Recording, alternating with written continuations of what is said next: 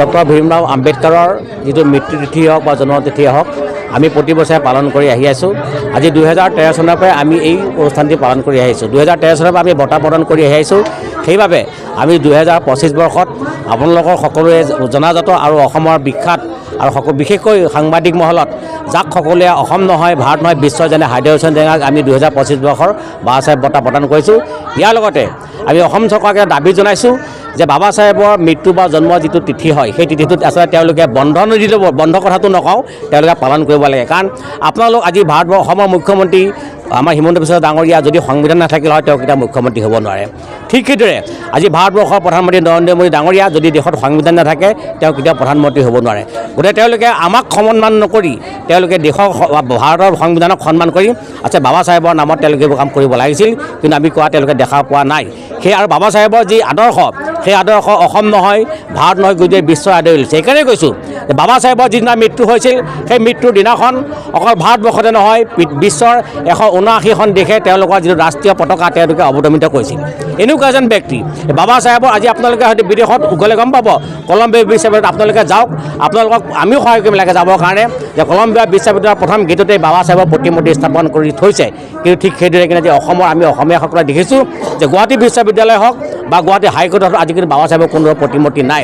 গতিকে অসমত তথা ভাৰতবৰ্ষতে ডিছক্ৰিমিনেশ্যন চলিছে, সাম্প্ৰদায়িকতা চলিছে। কাৰণ তেওঁলোক বাবা চাহেব আম্বেদকাৰ অনুসূচিত জাতি হোৱাৰ কাৰণে তেওঁলোকে এনেকুৱা কাম কৰিছে নেকি?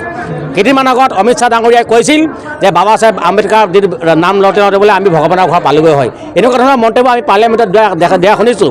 তাৰপিছতেই ভাৰতবৰ্ষৰ মানুহ ইমান সচেতন হ'ল অমিত শ্বাহ ডাঙৰীয়াই নিজৰ ক্ষমা খুজি লগতে তেওঁ তল পৰি গ'ল।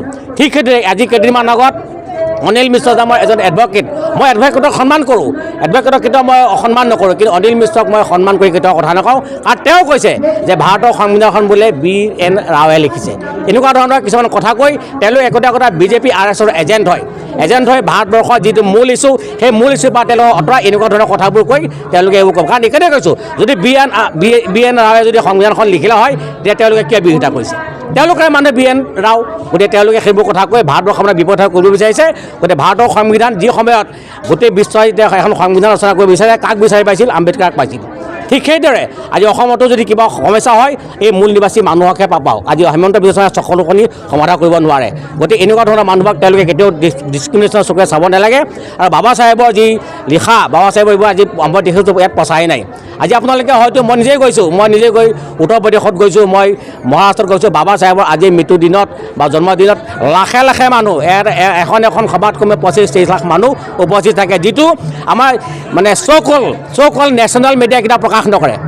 কাৰণ এইকাৰণে নকৰে স্বাধীনতাৰ আগত আমাৰ দেশৰ মই ক'ব নাপায় কৈছোঁ যে মহাত্মা গান্ধী ডাঙৰীয়াই ভাৰতৰ যিটো সংবাদ মাধ্যম বনিয়াৰ হাতত বিক্ৰী কৰি থৈ গৈছে। যদি আজি সংবাদ মাধ্যম সম্পূৰ্ণভাৱে বনিয়াৰ হাতত, আজি আপোনালোকৰ আমাৰ দুখৰ কথা কেতিয়াও প্ৰচাৰ নকৰে।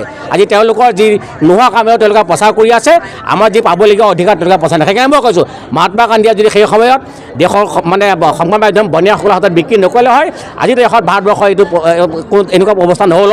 কাৰণ এইটো মই তথ্য সহকাৰে প্ৰমাণ কৰিব পাৰোঁ, কিন্তু মই অধ্যয়ন কৰি ইয়াৰ ওপৰত সম্পূৰ্ণভাৱে এখন কিতাপো লিখি থৈছোঁ। কাৰণ এইকাৰণে কৈছোঁ যে মহাত্মা গান্ধীক মই অসন্মান কৰা নাই, কিন্তু তেওঁ কিছুমান ভুলৰ কাৰণে আজি ভাৰতবৰ্ষত এইটো পৰিস্থিতি হৈছে। আজি ভাৰতবৰ্ষত কিয় আন্দোলনৰ কাৰণে এইটো কাৰণ কিয় হৈছে ভাৰতবৰ্ষত? কাৰণ সেই সময়ত বাবা চাহেব আম্বেদকাৰে কৈছে 1955 চনৰ যিখন চিটিজেনশ্বিপ এমেণ্ডমেণ্ট বিল তেতিয়া তেওঁ নিজেই কৈছে যে এইখন বিল আজিয়ে আপোনালোকে সমাপ্ত কৰক। কাৰণ এইখন যদি ভৱিষ্যতলৈ কেতিয়াবা পাৰ্লিয়ামেণ্টত আহে ভাৰতবৰ্ষত সংঘৰ্ষ হ'ব, যিটো কাৰণ আজি ভাৰতবৰ্ষৰ পাকিস্তানৰ সংঘৰ্ষ হ'বলগীয়া গৈ আছে। গতিকে ইয়াৰ কাৰণে কিছুমান মানুহৰ নিজৰ ভোলা ভুলৰ কাৰণে আজি দেশৰ আমি এনেকুৱা অৱস্থা পাইছোঁ। আজি যদি সেই সময়ত বল্লভভাই পেটেল বা জৱাহৰলাল নেহৰুৱে নিজস্বটো ত্যাগ কৰি তেওঁলোকৰ নিজৰ ইগ' নেদেখুৱাই যদি বাবা চাহেব আম্বেদকাৰৰ সেই সময়ত দেশৰ প্ৰধানমন্ত্ৰী পাতিলে হয় আজি ভাৰতবৰ্ষ জাপান চাইনা নহয় আমেৰিকাতকৈ আগত থাকিল হয়। এই কথা আমি ভালকৈ অনুধাৱন কৰিছোঁ। কাৰণ বাবা চাহেব এইখন দেশৰ সংবিধান প্ৰণেতা, লগতে আইন মন্ত্ৰী, লগতে আমাৰ যিসকল শ্ৰমিকৰ কাৰণে যি অধিকাৰ বাবা চাহেবে দিছে কোনো দিয়া নাই। আজি বিশেষকৈ মহিলাসকলে আজি যিসকল মহিলাই নিজৰ অধিকাৰ পাই আছে, যিসকল মহিলাই নেশ্যনেল মিডিয়াত ৰাতিয়ে দিনে কথা কৈ আছে সেইটো অধিকাৰ কোনে দিছে? ভাৰতীয় সংবিধানৰ আৰ্টিকল 19ত কৈছে freedom of speech, freedom of expression.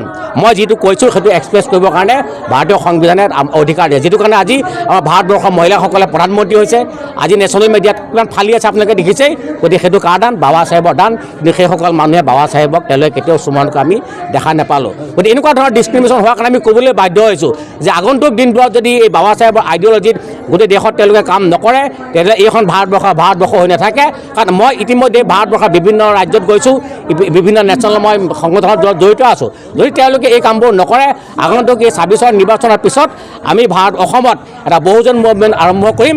সেই মুভমেণ্টে বিজেপি, কংগ্ৰেছ, এজিপিক এনেকুৱাকৈ ধুৱাই লৈ যাম, তেওঁলোকে গমেই নাপাব যে যিটো মুভমেণ্ট কাঞ্চীৰামে উত্তৰ প্ৰদেশ আপোনাৰ লক্ষ্ণৌত আৰম্ভ কৰিছে। আপোনালোকে নিজে জানে, কাৰণ মায়াৱতী ইতিমধ্যে 10 বছৰ চিফ মিনিষ্টাৰ হৈছে, লালু প্ৰসাদ যাদৱ চিফ মিনিষ্টাৰ হৈছে, এইবাৰো হয়তো তেজস্বী যাদৱ চিফ মিনিষ্টাৰ হ'ল হয়। তেওঁলোকে বিভিন্ন ধৰণৰ কূটকৌশল কৰি আছে, কাৰণ বহুজন আজি ভাৰতবৰ্ষত 95% বহুজন আছে। এই বহুজনে যদি নিজৰ অধিকাৰৰ কথা গম পায়, তেতিয়াহ'লে কোনো আমাক ৰাখিব নোৱাৰিব। সেই মুভমেণ্ট আমি ইতিমধ্যে আৰম্ভ কৰিছোঁ। আমি আমাৰ ফুল টাইমৰ আমি অসমত ইতিমধ্যে প্ৰচাৰ কৰি দিছোঁ ফুল টাইমত। আৰু শেহতীয়াকৈ আমাৰ যি উৰিষ্যাত অধিৱেশন হৈ আছে, বামচেপৰ অধীনত 88টা উইংছ আছে আমাৰ, এটা উইংছ নহয় 88টা উইংছে অসমৰ কথা চিন্তা কৰি আছে। যদি তেওঁলোকে আমাক পাৰ্মিশ্যন দিয়ে, এই 26 নিৰ্বাচনতে আমি অসমত এটা ৰাজনৈতিক দল গঠন কৰি আমি এজিপি, কংগ্ৰেছ, বিজেপিয়ে স্বাধীনতা 78 বছৰত আমাক কি দিলে কি নাই দিয়ে আমি তেওঁলোকক দেখাবলৈ ৰাজি আছোঁ। কাৰণ আমাৰ মানুহ, আপোনালোকে আমাৰ হৈ কাম কৰিবলৈ ৰেডি আছে। কাৰণ আজি আপোনালোকে ইয়াত কিয় আহিছে? ভাৰতীয় সংবিধানৰ পাৰ্ট অফ চতুৰ্থ স্তম্ভ, ইণ্ডিয়ান কনষ্টিটিউশ্যনৰ 4th পিলাৰ আপোনালোকৰ অধিকাৰ আছে। আজি আপোনালোকে আমি দিছোঁ, কিছুমান নেশ্যনেল মিডিয়া মানুহ ইয়াত নাহে, কাৰণ আপোনালোকে আজি নিজৰ ব্যক্তিগত টিভি চেনেল বা আপোনাৰ প্ৰাইভেট এইবোৰ অহাৰ কাৰণে আজি সুধিবলৈ আহিছে। কিন্তু সুধিবলৈ আহিছিল তেওঁলোকে। আজি মুখ্যমন্ত্ৰী ডাঙৰীয়া ইয়াৰ চেনেল পঠাব লাগিছিল যে আম্বেদকাৰ ওপৰত কি চৰ্চা হৈছে, কি যাব লাগিছিল, কিন্তু সেইটো হোৱা নাই। সেইটো নকৰি তেওঁলোকে এনেই ঘূৰি ফুৰিছে। তেওঁলোকে শ শ কোটি টকা নিজৰ নামত, ঘৰৰ নামত কৰিছে। আৰু আপোনালোকক আমাক প্ৰুফ দি আমাৰ যিটো জীৱনশৈলী সম্পূৰ্ণভাৱে ব্যৱহাৰ কৰিব যে, সেই জীৱনশৈলীৰ কথা আম্বেদকাৰে কেতিয়াও চিন্তা কৰা নাছিল। জীৱনশৈলী বাবা চাহেবে কৈছিল যে দলিত, শিক্ষিত, নিষ্পীড়িত জনগণৰ যেতিয়ালৈকে অধিকাৰ নাপাবা, সেইদিনাখন বাবা চাহেবে মাত মাতিবই। আৰু সেই বাবা চাহেবে আমি অনুগামী, বাবা চাহেবে আমি সন্তান, সেয়েহে আমি মাতি যাম আৰু আগন্তুক দিনত মাতিবলৈ আমি অসমৰ মানুহক সজাগ কৰি তুলিম।